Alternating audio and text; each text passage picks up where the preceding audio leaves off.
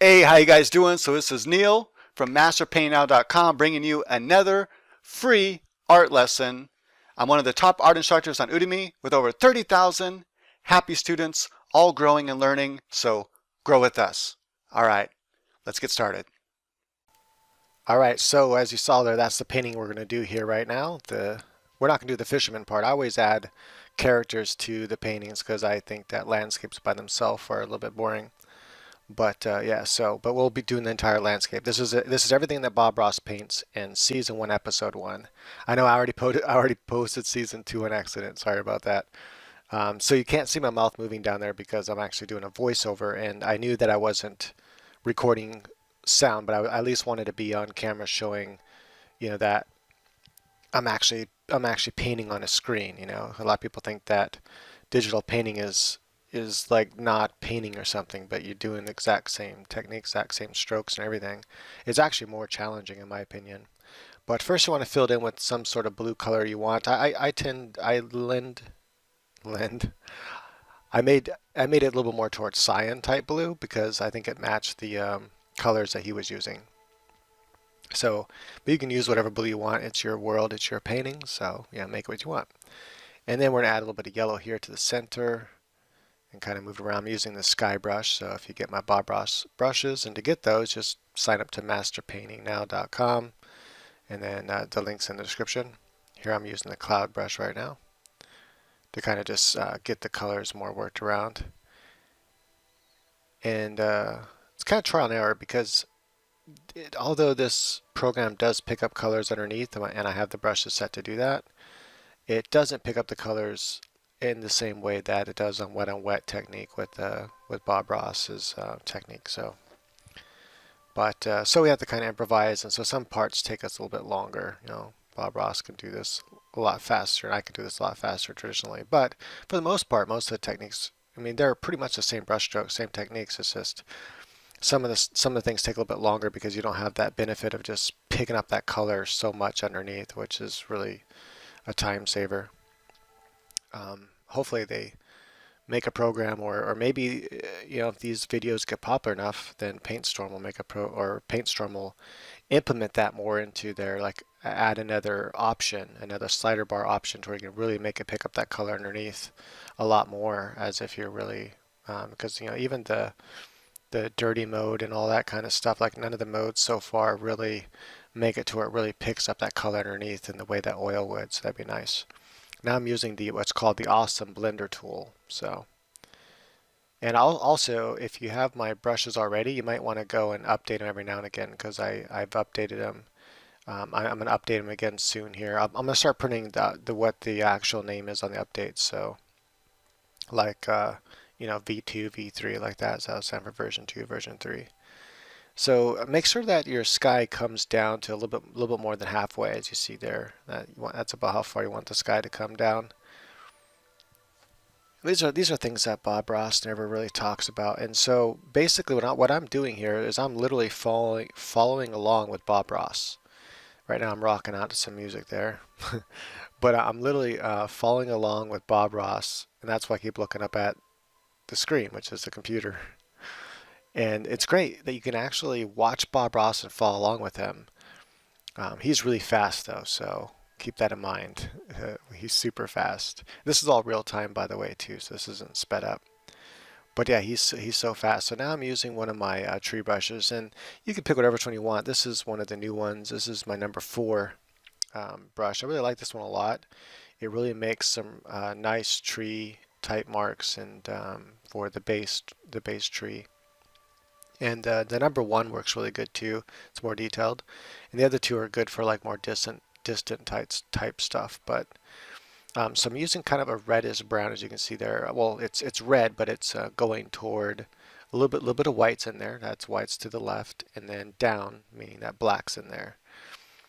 So it makes a good color. It's simulating what Bob Ross was mixing. I think he was using a little bit of can't remember what he said, if he just used Van Dyke brown and a little bit of white, and maybe that was it, and maybe a little bit of crimson red. I can't remember. But anyway, so this was really close to what he had on the screen. At this point, I realized, I put my hands up because I realized that the tree was too big, like it's taking up way too much canvas. So I'm like, do I want to start over? Because I work all in one layer. Um, it's very rare that I work on more than one layer. So I decide that I'm going to just go right back over it. I'm just going to paint right over it and be like, it's fine. We'll just pick up colors that are right next to it, and we'll just paint that color right into it. So using the Alt key, I have my Alt key set on my upper button on my pin, on my Wacom pin. By the way, I'm going to be giving away my other Wacom tablet. So I've been using the 13, it's basically the newer model of the 12WX. So I still have the 12WX, which is awesome. I like it a lot. I really like the slider bar. I miss the slider bar on that thing. It has this pressure sensitive slider bar that's used for like in a lot of programs. It allows you to zoom in and out, which is awesome. And I haven't used it in a while, so I don't know if it zooms in and out on PaintStorm, but that would be so much faster because they don't support touch yet. I know in this last update they try to support it because I can actually press very hard on the screen and pinch my fingers together, and well, not really hard, but I can pinch my fingers together and it kind of moves it a little bit. But they really need to work on that because it's horrible. Like it barely even zooms in and out at all. They need to make it like Rebella or Rebel 3. Awesome for watercolors, by the way. Okay, so I decided, okay, we need more canvas space here because that just wasn't big enough. And so I'm deciding whether or not I want to have part of it blocked by my webcam. Well, yeah, I guess it's a webcam built into the laptop.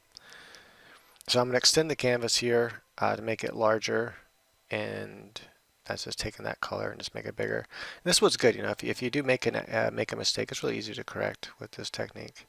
And then I'm going to carry over the bushes too with the bush tool, and that way I have more room for the trees and everything. The Awesome Blender is great for you just lay down some color real quick, just like Bob Ross does, and then you just blends it out, with the blender brush. Sometimes with the same brush, but typically you'll have like a clean brush that you use for blending. You just lightly touch your canvas with it. But yeah, what I love about these brushes, oh yeah, sorry, I forgot to finish my thought about this Cintiq. So I'm going to be giving away the Cintiq. The best way to stay up on my giveaways is to sign up for my newsletter, because YouTube is very poor at, and a lot of people don't really get anything on Facebook. So the best way to make sure that you see those videos when I'm doing the giveaways is to sign up to my newsletter. And so when I do like special videos like that, like a giveaway, I'll go ahead and send out a newsletter with the link so you guys can make sure to catch it and get your chance to win my Wacom Cintiq. It's a $1,000 tablet. Right now, the 12WXs used are selling for like $400 or $500. So I could easily sell that on eBay for, $300 like in one day. But I don't really need the money, so I figure it's better to help out an artist that really needs it. To win that one, it's going to be more involved, and I'll let you guys know in the video what you're going to have to do. It's going to be more than just, leaving a comment. You're going to have to really show me why you deserve it. I'm going to have to see your artwork, because I want to make sure that the person that gets it is someone that really needs it. That is that they have a lot of talent, and they just don't have the money to really express that talent. And right now, like digital art is, if you want to make it an industry, you really need to be able to work digitally. And Cintiq is a great way to do that. It's one of the easiest ways to do it, actually. It doesn't take a lot of transitioning time. So here I'm just using the same brush, as you can see there, the number 4 bush brush, and I make sure to leave a little bit of space in between, especially the edges. You really want some of that light to show through the edges. As you can see there in that middle tree, the light showing through the edges. It kind of makes it look like that glow effect, where the sky is behind the tree, because especially at the edges of trees, you'll have a lot of the light coming through. And now I'm using my my pine tree. Now this has actually become my universal brush. I use this for so many things. I use this for water now, for waterfalls, obviously for doing the pine trees or fir trees, whatever. I use it for a lot of different stuff. I even used it in my recent Uncharted underwater painting for some of the plant life underwater. I use it for a little wisp of grass. I mean, it's just such a versatile brush. It really is like a fan brush. You can do all that with the fan brush, you know, with traditional painting. Right now, I'm trying to figure out the orientation of it. What I ended up doing though to save time later on, like now I have it, and this painting I didn't. But see, now it's orientated up and down rather than left and right, so vertical rather than horizontal, and that allows me to use it to make like straight lines, like sticks and things like that, and also making the actual uh, branch of something, or doing these kind of bushes. So this kind of tree, I noticed that what Bob Ross did is he made his 2-inch brush kind of pointy at the end, then he kind of pushed upward, an upward motion at it, and kind of made this kind of like bush tree thing where all the branches are kind of facing upward. And I'm like, okay, I can't simulate that with you know, any of the bush brushes, so I figured this would be the best brush to simulate that with. And yeah, so basically this is like a fan brush. I mean, it does everything a fan brush can do, because with oil painting with the fan brush, you can do a whole painting with the fan brush, but what it's really good at is things like waterfalls, like certain types of trees, clouds. Actually works really good for clouds. And this brush too, you can do all kinds of stuff with this brush. It's crazy good. But my cloud brushes are really a time saver for that, and I recommend using those for clouds. But so after I had that basic shape down, then I went with my number one bush brush. This is the most detailed bush brush of all of them, and just kind of lightly went over the edges. I still kind of wanted to maintain that shape, but I also wanted to look like it had like a bunch of like little leaves on it, and kind of give that look that Bob Ross had. I was trying to match the look of Bob Ross. But yeah, so it's really cool that, you know, you can actually follow along with Bob Ross. It's fun. And so yeah, grab my brushes for free. And if you've already got my brushes, you want to get the newer ones, I think the best way to do that would probably be to, I don't know, I'm not really sure. I guess just re-sign up again. I'm pretty sure it'll send you, I don't think it'll like double sign you up or anything like that. If you just go and sign up to a newsletter again with the same email, it won't double sign you up. Instead, it'll just sign you up again, and send you out the email again, like the welcome email. But you'll already be, you know, and then just click yeah, okay, whatever. But you're already, you know, on the newsletter. But just in case, I would go ahead and click okay, and click yeah, I accept it. So here it is. I'm using that same brush now. Actually, no, wait, no. Right now I'm using my mountain brush. So this right here is actually like a palette knife. And it really does work like a palette knife. Like everything you can do with the palette knife, everything that Bob Ross does with the palette knife, I do with this brush. And it works really, really similarly. And so right now I'm laying in the branches the same way he does with the palette knife. Of course, he has to kind of like touch it with the sides, but the technique's a little different, but the result is pretty much the same. So I'm just adding some branches here and there like he did. So I'm just following along and doing what he said to do. That's why I reached forward. I had to pause it because he was going so fast. He's so fast. It's crazy. If you try to follow along with Bob Ross in real time, like good luck with that. Like even if you get super, super good at doing this digitally, it's really hard to keep up with them. I'm able to keep up with them pretty well, but it's a challenge to really keep up with them. I'm always finding myself pausing at least a couple times. And I mean, I know if it was like the same painting I've done a couple times, I can probably keep up with them. But there's certain things, like especially like fir trees and pine trees and stuff, that's he does those so fast. Now, traditionally, I think I can keep up with them. I never tried. I should try that just to like follow along with them.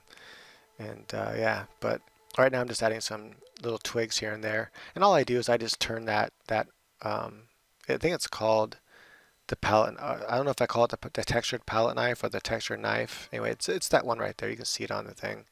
It's the one right below the square one, the mountain maker. And I did a whole painting with it actually recently. So that's how versatile it is. I literally did an entire painting with it, clouds, everything. And it has a really, really stylistic look to it. And it's part of my symbolism figure collection. And so if you follow me on Instagram, you can see it there. I don't know if I posted it there or not yet. I did post it on my Facebook. So if you follow Master Painting Now on Facebook, you'll see it there. I posted it on my DeviantArt account, but all that's in the About Me here on my channel here. You can get my Instagram. I'm Master Painting Now on Instagram, and you can also get my DeviantArt account and stuff like that. And my Facebook link is in the description, so you can check that. That's just the Master Painting Now on Facebook. So, But yeah, now I'm just adding the highlights like he does to the sides of the branches. But yeah, it was really cool painting. It's like really way in the future, and it's like this robot cyborg pulling this box with a big key in it. Anyway, it's as simple as a painting, so everything in it has a meaning, and it, yeah. So there's a meaning to the painting. Actually, there's more than one meaning to the painting, and several different rocking out to the music. Been listening to. I realized that Amazon Prime just came out with music, so I have Amazon Prime mainly for shipping, and then I guess like you get access to like free music. I used to listen to Pandora, and then I saw that Prime has free music. I was like, yeah, free music on Prime. I'm still trying to, like build up something for like a playlist. I wish they had like a shuffle. I don't see a shuffle option yet where you can just like build like that's what I like about Pandora is you can build a bunch of stations and then after you I don't know what I was doing the thumbs up, thumbs down for there. Oh yeah, I was showing the colors. So when I originally did this painting, I did it twice. The first time I did it, I didn't like the colors. I really like I was watching Bob Ross. He was like, yeah, add some, green and yellow together. I didn't realize that he added a lot more yellow than green because the angle that the camera is at, it looked a lot more greenish. And then when I saw the angle switch, I'm like, whoa, those colors look way different than what I'm doing. So overall, it's more of a kind of orangey, yellowish kind of look to it. Yeah, so so I decided here to use more of a yellow color to match that. Now you gotta be very careful when you use this brush. So you just kind of like do little circles, like sometimes less pressure, sometimes more pressure, and just do little circles and move around. That way you leave some of that undercolor. Because if you go overboard with this brush, and same thing with the real brush, like Bob Ross says, you gotta be careful to leave your darks. If you push and get crazy pushing that color around, next thing you know, you just have a big green mess and you don't have anything that looks like a tree. So just be careful to just place it here and there and to make sure to leave, some of that, darker color underneath showing through. And then sometimes I'll even use a brighter color on top of that color where the brightest light is hitting, from the side it's hitting on. And so here I decided to just follow along with the lighting he did. Now that's something that Bob Ross wasn't the best with was lighting. Sometimes he would light stuff in a really weird way, like he would have like for example something like this. He would have the sun in the background. Now that's the only light source. That's supposed to be lighting up everything. Well, in reality, if that were the case, a lot of this would be in silhouette. Like especially a lot like in the middle of the trees would be super dark. And then in the foreground, like where all the trees and stuff are blocking, there'd be shadows blocking almost everything. And he just pretends like shadows doesn't exist or don't exist. And so when he paints the bushes in the foreground, and I just follow along and do because I want it to look like the Bob Ross painting. But technically, all these trees would be casting shadows toward us, and therefore blocking everything in the foreground. And there wouldn't be much light really hitting the foreground. But he treats it as if there's another light source. Which there could be, I guess, if you like are a photographer and you set up some really strong, powerful outdoor lights to compete with the sun, then maybe, or some really good reflective material to like reflect the sun back on that side. But yeah, so anyway, and the sky is gonna loosen up the shadows a little bit. But anyway, I noticed that with a lot of his paintings, he always paints the foreground as if there's a lot of light in the foreground, even if there's not supposed to be. Like on I think it was season 3, which I've already completed. I completed all the way to season 4 at this time right now. And on season 3, I noticed that it's like almost like a sunset, really dark painting. And in the foreground, everything's just lit up as if there's a light source lighting it up, but the sun's like way in the background and it's like setting and it should be dark. But everything in the foreground is really bright with really bright colors, and they're not even desaturated. So I went ahead and pretty much just followed along and did what he did. But I did make it look a little bit darker, and then I added a camper into it, or a hiker, a night hiker, with a flashlight to make it look more like believable why there's more light up there, as if maybe there's a light off screen that's lighting up the trail too. So here again, you got to be careful when you're adding your bushes. You got to think in the layers. So just think about what he's doing as well, but don't just follow what he's doing. Also think about what he's doing. He's overlapping right? He's thinking about bushes overlapping each other. And you got to really be careful to leave some of that, those darks especially in between your bushes. Because if you don't do that, then it's just going to look like a big glob of, you're not going to really be able to tell what it is. It's just like a big blob of stuff. And so yeah, make sure to do that. And if you find yourself, maybe you went a little crazy with your color and you didn't leave enough dark, then you can just go back with the brush even on a slightly smaller setting and just like smash in, just kind of push a little bit harder and put in some of those darks back in there. That way you kind of have some dark patches and it looks more like bushes. And I highly recommend just studying his bushes and how they look, and also other paintings of bushes that follow a similar loose style, and look at bushes in general just to see like how much dark can show through. Sometimes looking at real bushes or photographs can be not so good, because you're looking at too much detail, and you don't want to try to paint that detail. You're just trying to paint the idea, so maybe blur your eyes out when you look at the photo. So now I'm using a really dark color. This is basically simulating Van Dyke brown. So Van Dyke brown leans toward red. It's a very dark brown, but it has a lot of red in it.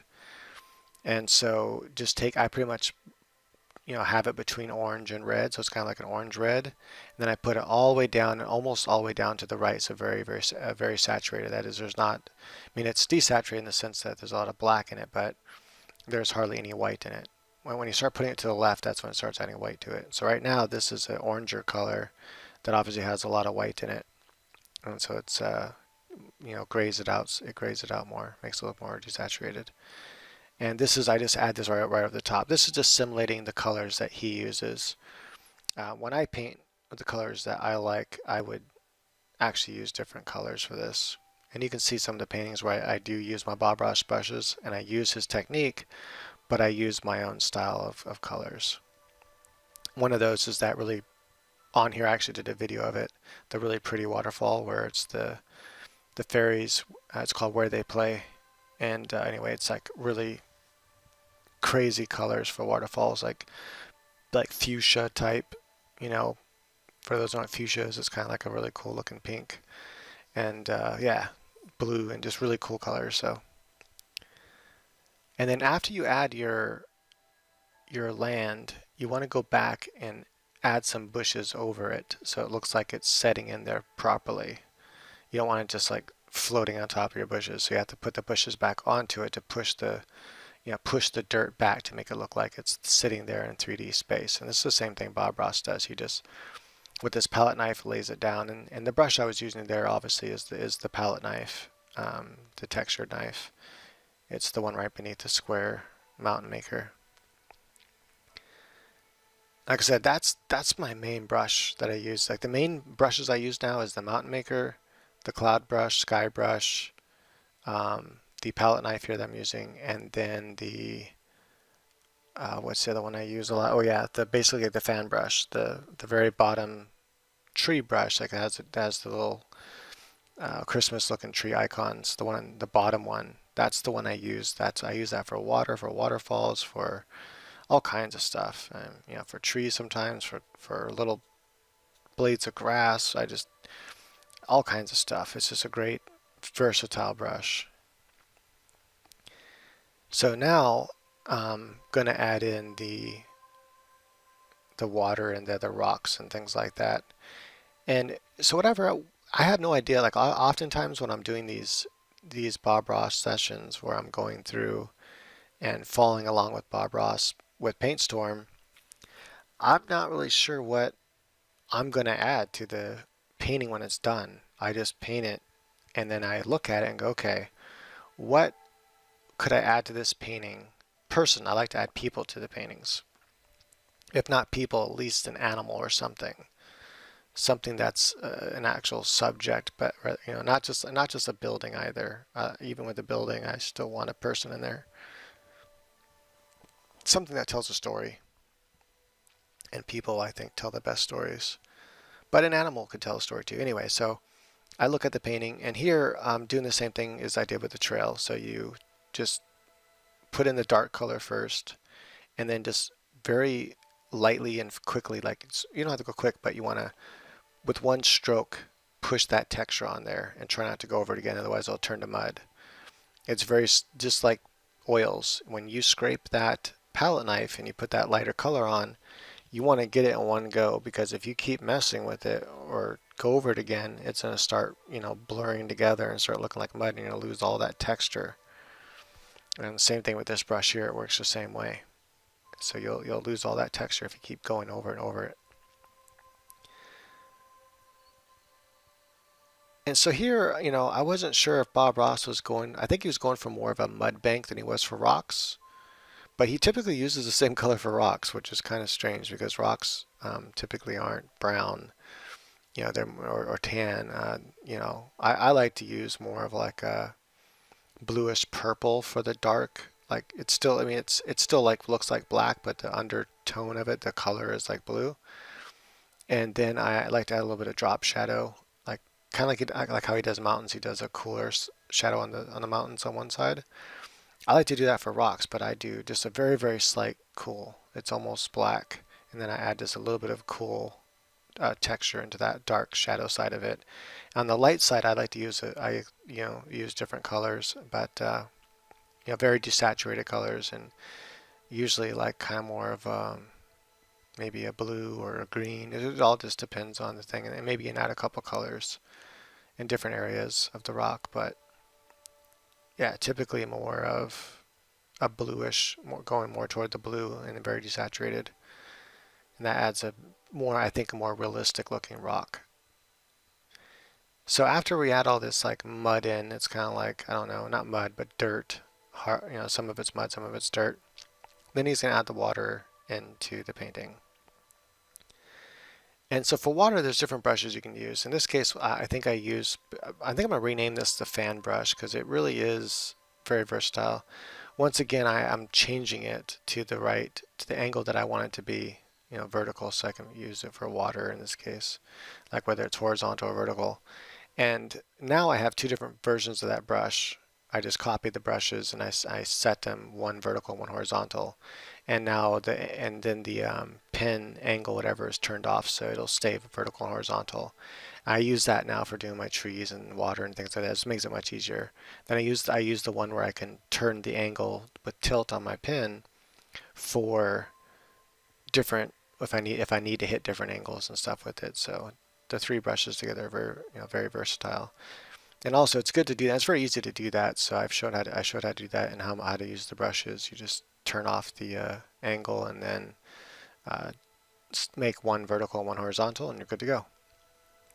And then you just rename them. I named them vertical and horizontal, but that will be in my new brush version 3 once I upload them. So again, to get that or to check it, you just re-sign up. That's the only way I know how to do it right now. But maybe when I send out newsletters, I should. Okay, now I'm using it, see, horizontally now. And this is better, again, if you use the actual horizontal brush.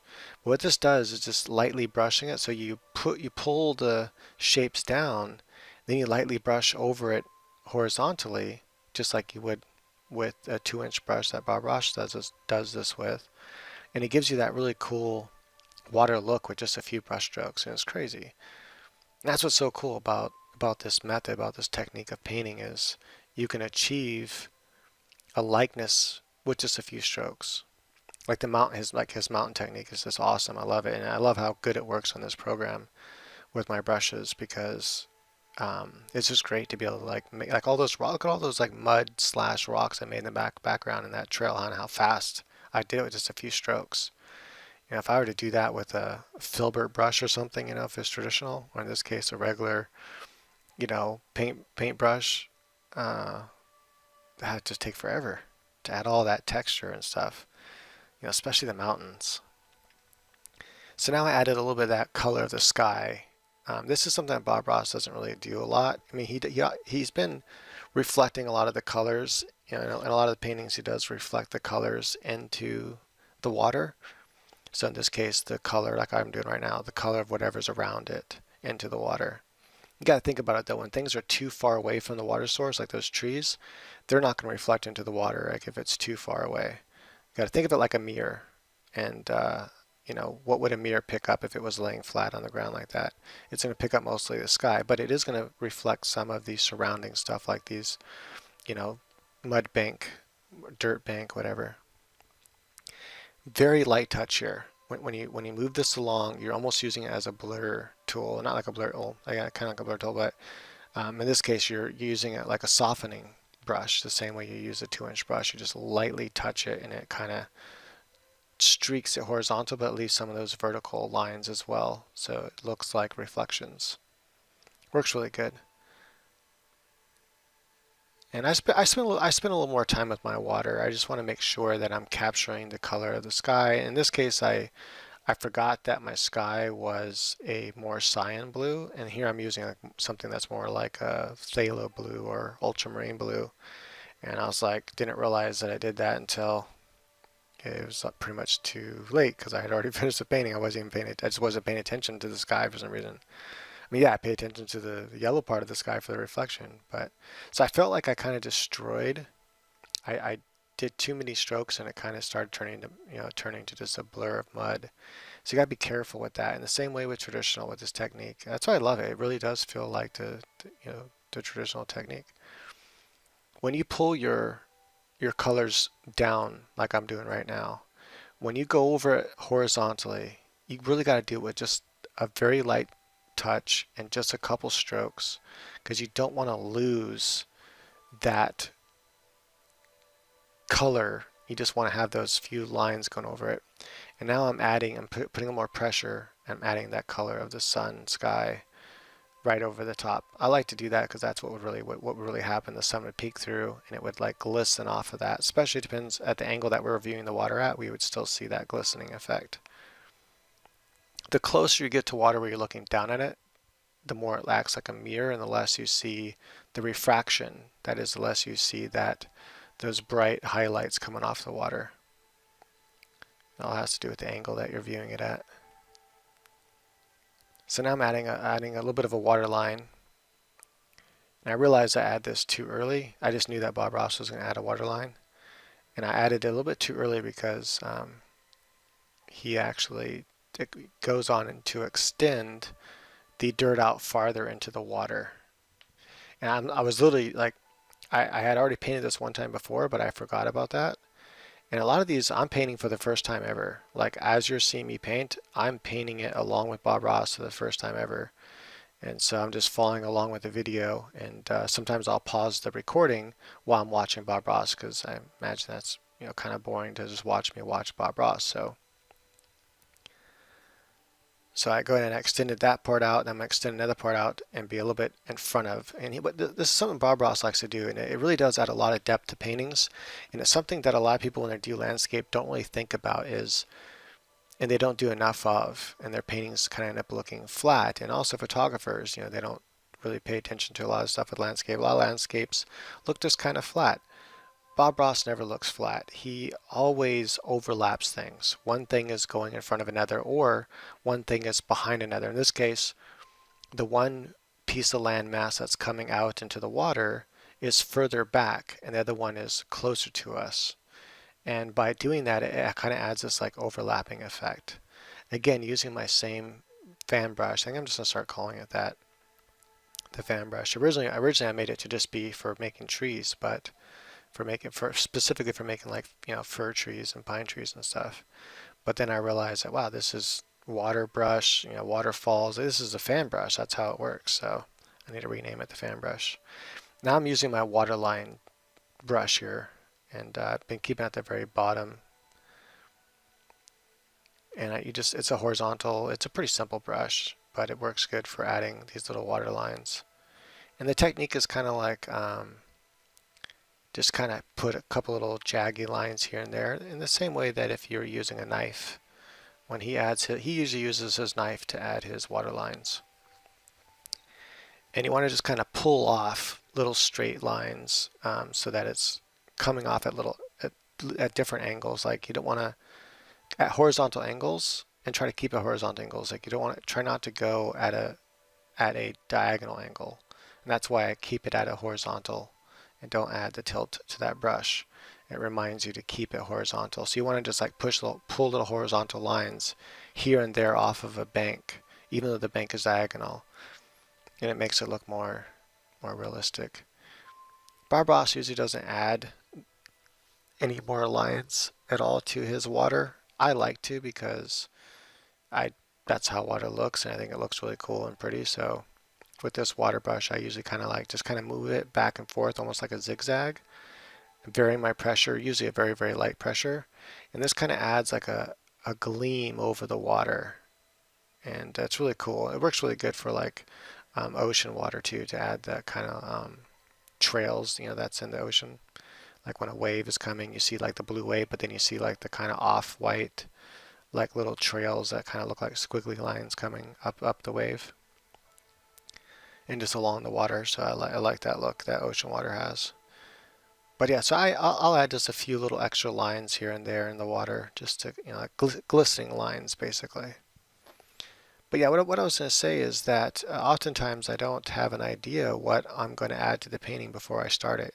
I just do the Bob Ross painting for the episode, and then and because and for the joy of painting, it's actually really enjoyable and fun. I never liked landscapes until I kind of started doing these kind of techniques. I always dreaded doing landscapes, especially like backgrounds for my comics.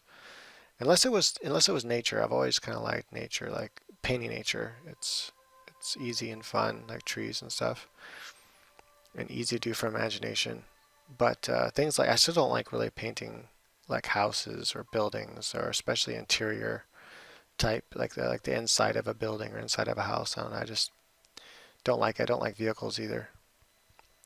But this stuff I like. So everything that Bob Ross does so far, I've really, really enjoyed. Even the little barns and things like that.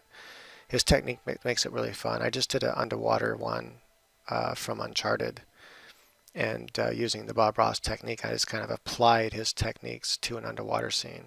I'm actually surprised that Bob Ross never did an underwater scene. At least not that I've ever seen. And I haven't watched every single episode yet, but I've watched a lot of them, and I'm surprised he hasn't done an underwater scene. At this part, he adds this rock into the foreground. And notice it's all overlapping, one thing over another, and to add depth to the painting. And even the trees, you notice they're different sizes. And that adds variety to what you're looking at. Everything's not all the exact same size. So if something is going across the horizon, it's not the same size. But notice that even the two trees, he sets one back a little bit further and one a little bit closer. As you can see, one of the trees, the biggest tree there in the center, is a little bit more closer to us, and the other one's set a little bit further back behind the bushes more, and that adds a little bit more depth to the painting. He could have added even more depth by adding something behind the trees, like a small tree line that's almost like bluish, and just add that way into the background. He could have done that. We could add little mountains or hills or something to the background, and that would have pushed it back even further and added more depth. But I kind of like the way this is. It's like we're on a hill. It's like too big of a hill maybe to see the stuff behind it. Now here, when I do this rock, I kind of dip into some of my rock technique, just because I felt that what Bob Ross did was just a little too simple, especially for a foreground object. And now I'm adding this kind of like a reddish brown color to be the under color for the bushes I'm about to put on here, because Bob Ross put some bushes here to kind of make it look more lively, so it's not just like a rock by itself. It has some living stuff on it. And so I go ahead and I just simulate what he's doing, copy what he's doing, and I save the rest for after this tree's in, the branch. So I'm using the texture knife brush again. Same thing that you use to put the texture on the mountains. And I add a couple branches just like he does. I'm looking up and I'm actually following him in real time. So I'm watching what he's doing and I'm just boom, adding it in. And then we're going to add some nice little puff balls onto this tree to make it look like a tree. And then after that, you want to think in layers. So if you ever want to attempt to do a painting from either a photograph or using this technique and this method, now I'm using a dark color, because you always want to put a dark color down first. That way that acts like the shadows, because trees always have shadows in them. And if you know, like that tree in the far back right, notice the shadows are almost like this kind of reddish color. I really like that. And sometimes that happens when the sun's really shining through it and the shadows aren't very dark. And it just adds a cool artistic effect. So after I add my shadows in, even when you add your shadows, though, you want to make sure there's some space between your shadows, especially on the edges. You don't want it to just be like a hard edge, otherwise it'll look too cartoony. There I use like a kind of a yellowish, very desaturated kind of yellowish brown color, and for the highlight on that tree, and use the same brush. And now I'm using a number 4, still the number 4 brush tool. If you don't have many brushes, you won't have the number 4 brush tool. It's fine. Just use the number 1 or something. Now I'm using the number 1 right now to add more detail to the very, very top of it. And I'm very careful to leave some of that darker color underneath it so that the bushes have dimension to them. And so it wasn't until after I finished this painting and I was looking at it, I'm like, okay, what can I add to this painting? There's not a whole lot of room. I was like, well, I can add someone just like chilling on the rock. I was thinking I can add like a couple people, well, not on the rocks, but on the, you know, the mud, dirt, whatever.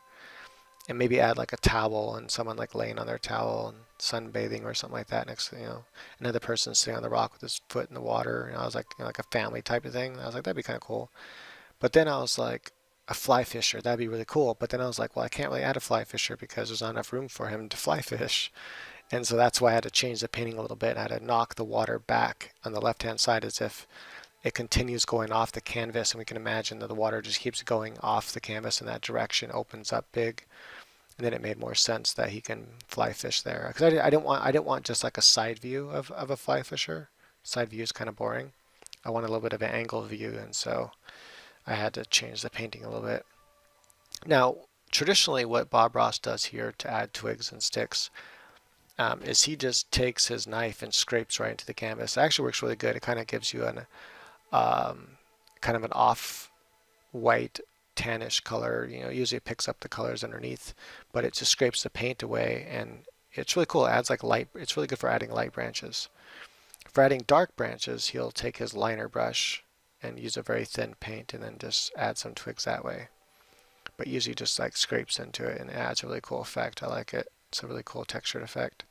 To add that kind of more lighter color, just pick a lighter color. Use the same brush. I'm using the same textured knife brush, or you know, the mountain texture, whatever you want to call it.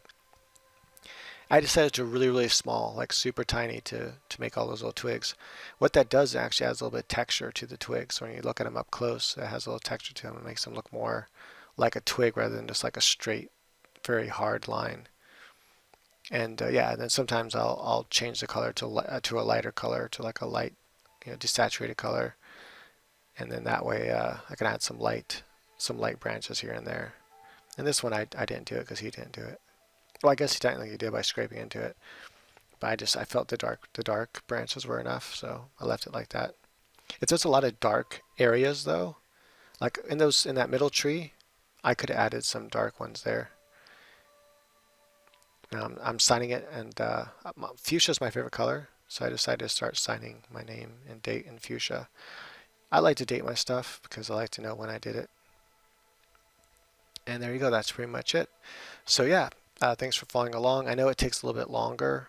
You know, Bob Ross is able to do this in like 25 minutes. Right now, I'm just kind of demonstrating that hey, I'm actually drawing on a digital canvas. You know, and unfortunately, you can't really see this part. You can see it on the screen, but you can't really see it on the camera. You can see what my hand's doing, but it's so washed out because it's so bright. But you can see me picking the brush right now, and I'm gonna actually make the motion with my hand so people can see. I only do this because for people, I mean, obviously you're watching this, you already digital paint, you know what it's like. But I just do that for those that don't know what digital painting is. Like, they don't realize that you can actually paint on a digital canvas, and it's very much like traditional, and if anything, it's harder than traditional. And then I go ahead and I save it out. You always want to save your work. And I think a few times, I can't remember, but I think I hit save a few times while I was painting this. It also auto saves like every 10 minutes, so I'm not too worried about it. If it crashes, I'll get the last 10. I'll lose 10 minutes and I can just repaint that. But I try to save often as I'm working as well. All right, so bye, as I say there in the video. And go ahead and like, subscribe, and all that good stuff. Tell your friends. And spread the word if you enjoy this. I'm sure other people will too. All right, bye. Hey, so it's all done. So this part takes a little bit longer, so that's why I didn't include it. But it's just a bunch of quick strokes like in all my other Bob Ross paintings. So for those that don't know, in all my Bob Ross paintings, I usually alter them a little bit in order to fit a storyline into it. So I don't, landscapes by themselves are, to me, are okay, but I like to tell a story. So in this case, now I'm telling a story. A guy is fishing, you know. It's not much of a story, but it's a story. I like people, basically, in my paintings. And it's just a few quick strokes. I actually use, it's just a modified version of my mountain brush. I use a different texture, and then I change the shape, brush tip shape. And that's pretty much it. These are my actual painting brushes, and so I'm still modifying them, but eventually I'll put them on the link on the newsletter. So hey, if you want these brushes, the Bob Ross brushes, then what you need to do is go to masterpaintingnow.com and sign up for my newsletter. I'm probably talking too loud. But yeah, sign up to my newsletter because I have music in my head. But that's why I was listening to music while I was painting this. But yeah, so anyway, check that out. Sign up my newsletter. Go to masterpaintingnow.com. At the top there, newsletter, just put your email. I don't share it. I hardly ever send newsletters. And then once you do that, you'll get a link to my brushes automatically to your email. And then you just download them. Some people said they had some problem with the critter brushes. I'm not sure why that is. They said a couple of them are X'd out. I don't know if it's, I don't know, I have to maybe go back to my critter, open it, and make sure it's up to date, and then maybe redo the brushes again. Not redo them, but remake the bundle. Maybe see if the textures are there, the ABR texture, like what's the brush tip look like? Because if the brush tip is like some default, that means that for some reason the bundle didn't include the ABRs, but they should because I tested it myself. But yeah, so anyway, that's pretty much it, guys. And yeah, like I said, I pushed this back because I was like, well, I kind of painted him at the wrong angle, and he's kind of like facing off, and so I needed to put the water line a little bit further back so it looked like he can be casting his line in that direction. So I did change it a little bit. And I usually end up having to do something like that. Yeah, so if you guys are interested in this and like it, please do me a favor. And like I said, sign up for that newsletter. The newsletter is how you'll really be notified of my best videos. Like when I feel like I made a really, really good video, I share it on the newsletter. It's also, like I said, how you get my Bob Ross brushes for free and Critter brushes, which are basically the same brushes but for Critter. But I think PaintStorm is way better of a program as far as like how it handles the paint and stuff. It's just really awesome. And then like, subscribe, share, all that good stuff. And if you like this, I'm sure other people will like it too. And yeah, let's try to get this growing, because if this whole thing grows, I'll do every episode.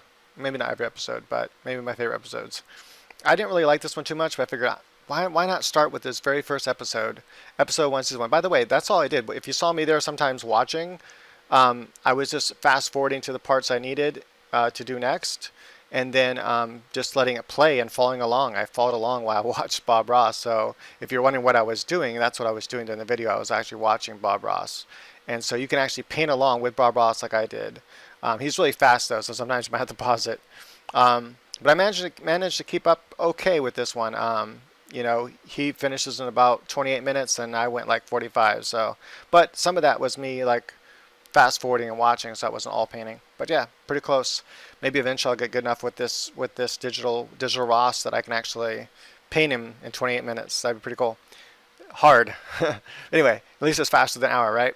All right, thumbs up, subscribe, and sign up to that newsletter. I'm telling you, the newsletter is the way to go. You can also follow the Master Painting Now Facebook page. That's another way if you don't want to sign up for the newsletter. You don't care about the brushes, whatever, you just don't want to sign up to the newsletter. But that's the best way to know you stay in touch with me, because it's so often people find me and then I disappear. You can also subscribe, hit the notifications on YouTube, but YouTube has been really bad about letting people know that I have videos out and stuff. So yeah, I'll have people come a month later and be like, oh man, I forgot about you. YouTube didn't update me. That's why I recommend my newsletter, so that way every now and again when I do send out a newsletter, you'll be like, oh yeah, I remember this guy. I want to go watch some more digital Ross or whatever else I do with painting and drawing and tutorials. Until next time. That was kind of dumb. Come on, turn off. All right, bye for real.